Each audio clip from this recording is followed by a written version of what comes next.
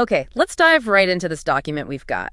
The RAZPL Sales SOP. Right, the one that's all about building predictable revenue. Exactly. And its whole mission seems to be swapping out chaos. That unstructured and reactive approach. For what they call a structured playbook for sustainable growth. And it's not just about looking organized. The source is clear.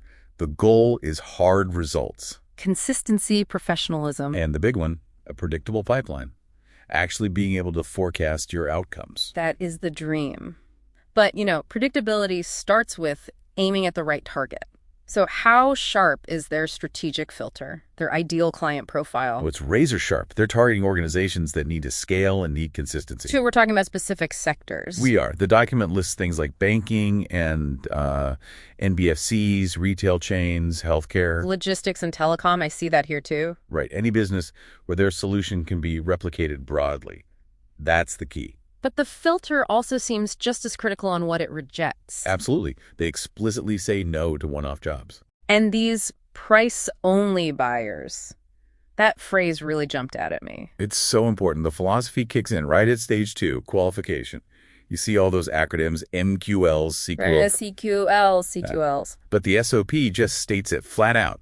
Not every lead is worth pursuing. So if there's no long-term intent, they just walk away. They walk. It's about protecting their resources for the right kind of partnership. Which sets up this huge rule in stage 3, discovery first, pitch later. The golden rule. But how do they enforce that? I mean, isn't there always pressure to just send the deck and close the deal? That's the exact discipline gap this playbook is designed to close. It mandates research, insight, and analysis. All up front. Because if you rush that part, your entire solution mapping in stage 4 will fail.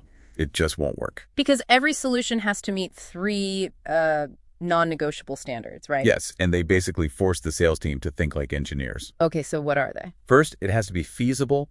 The tech and resources have to be validated. No wishful thinking. Makes sense. Second, scalable. It has to be modular, ready for the future. And the third? It must be executable. You need a phased rollout plan attached right to the pitch. If you can't prove all 3, you can't sell it. Simple as that. And if they do pass that test, we get to stage 7, the handoff. I love this line in the document. Sales success, execution success. It connects everything. It's brilliant. It's saying the sale isn't really done when the contract is signed. Exactly. A great plan from stage 4 is useless if the ops team is flying blind.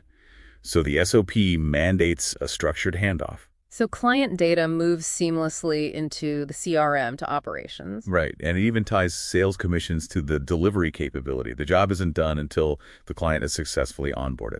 It sounds like the whole thing is built on a culture that values consistency over heroics. That's the perfect way to put it. So there's no room for that lone wolf salesperson who closes a messy, chaotic deal. Precisely. Because if one hero closes a deal that breaks the delivery pipeline later on, that's a net loss for the company's predictability. So instead, they focus on selling trust. And building long-term relationships. It's enforced through really structured governance, too.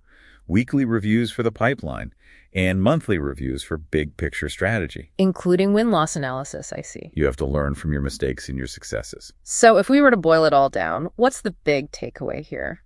For me, it's that a great SOP isn't just a list of steps. It's a filtering mechanism. A strategy to guard your most valuable resources, your execution resources. Exactly. That's what guarantees predictability in the end. So maybe we can leave our listeners with one final thought from the source. I like that.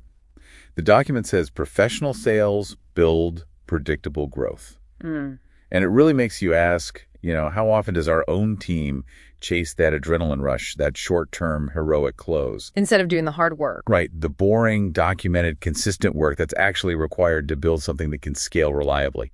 It's a crucial trade-off to think about.